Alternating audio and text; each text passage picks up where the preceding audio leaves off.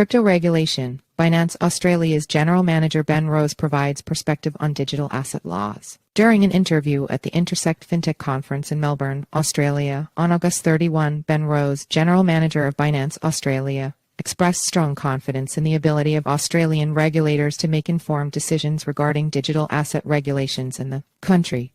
Rose's optimism contrasts with the recent challenges and regulatory scrutiny faced by Binance Australia. In May, the exchange experienced an abrupt disconnection when its payment provider terminated services due to concerns about a high risk of scams and fraud. Binance Australia notified its customers that access to Australian dollar deposits and withdrawals would no longer be available, attributing this action to decisions made by an undisclosed third-party service provider. Reports indicated the possible involvement of Westpac, a central Australian bank, which had also announced restrictions on fund transfers to certain crypto exchanges. Furthermore, Australia's Commonwealth Bank (CBA) implemented partial restrictions on bank payments to crypto exchanges, citing scams and customer financial loss concerns. In July, the Australian Securities and Investments Commission (ASIC) conducted investigations at Binance Australia's offices. These inquiries focused on how the exchange categorized its clients as retail or wholesale investors. In April, Binance had already announced the closure of its local derivatives exchange due to the incorrect classification of some Australian users as wholesale investors. While ASIC did not officially confirm or deny the searches, they acknowledged that the review of Binance Australia was ongoing. In contrast, Binance emphasized its commitment to working closely with local authorities and adhering to regulatory standards in Australia.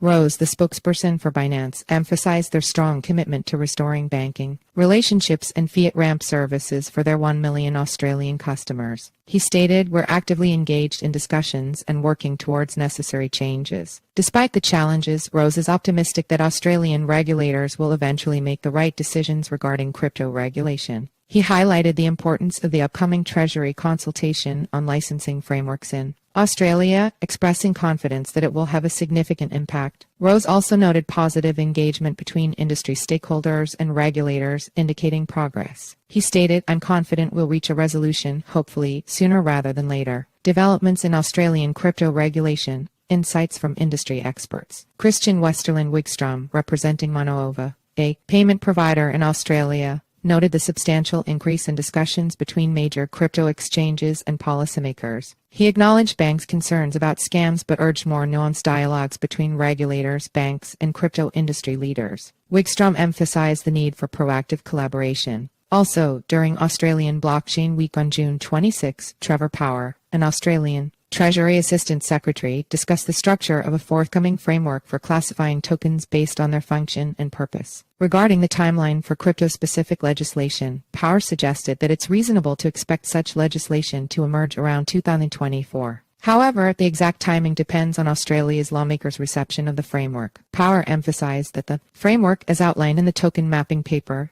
is designed to categorize tokens by considering their function, system, and the value they provide. The intention is to create a regulatory structure that aligns with these principles, allowing tokens to be easily classified. He stressed that this framework aims to be technology agnostic and not limited to specific types of tokens.